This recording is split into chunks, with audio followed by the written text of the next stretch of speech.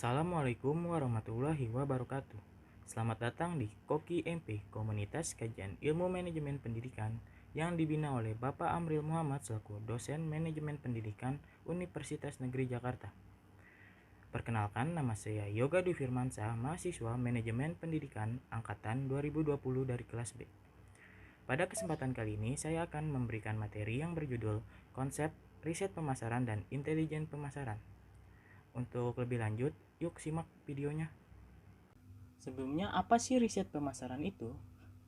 Menurut Sunarta 2007, riset pemasaran merupakan suatu kegiatan yang sistematik dan mempunyai tujuan dalam hal pengidentifikasian masalah, peluang, pengumpulan data, pengolahan dan penganalisan data, penyebaran informasi yang bermanfaat untuk membantu manajemen dalam rangka pengambilan keputusan identifikasi dan solusi yang efektif efisien di bidang pemasaran perusahaan. Nah, selanjutnya, apa sih tujuan dari riset pemasaran? Tujuan dari riset pemasaran yaitu untuk mendapatkan data yang akurat untuk diolah menjadi informasi agar dapat membantu pihak manajemen dalam pengambilan keputusan yang efektif dan efisien. Yang semua hasil riset akan diarahkan untuk memuaskan konsumen. Dengan demikian, perusahaan akan lebih mudah bersaing di pasar dalam rangka mencapai tujuan. Selanjutnya, klasifikasi riset pemasaran. Klasifikasi riset pemasaran terbagi menjadi dua. Yang pertama ada riset identifikasi masalah atau problem identification research. Riset ini membantu mengidentifikasi masalah yang mungkin tidak atau belum muncul ke permukaan, namun telah atau bakal terjadi di masa depan. Contohnya seperti riset potensi pasar, riset pangsa pasar, riset citra merek, riset citra perusahaan, riset karakteristik pasar, riset analisis penjualan, riset tren bisnis, dan riset peramalan. Yang kedua ada riset mengatasi masalah atau problem solving research.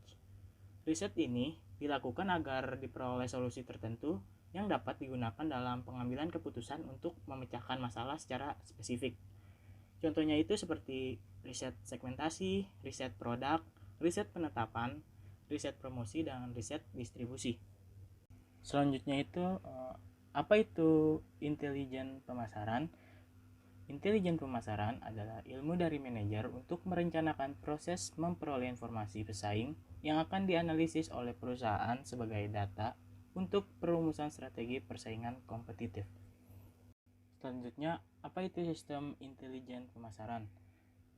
Menurut Lam dan MC Daniel 2001.378 dikutip dari Sukron 2013, mendefinisikan sistem intelijen adalah penciptaan suatu sistem yang membantu para manajer menilai para pesaingnya dan para pemasoknya supaya bisa menjadi pesaing yang lebih efisien dan efektif. Nah, selanjutnya itu sumber dalam intelijen pemasaran. Sumber dalam intelijen pemasaran terbagi menjadi dua. Yang pertama itu ada sumber intelijen pemasaran internal, terdiri dari karyawan perusahaan, database yang independen, dan kumpulan studi riset pemasaran.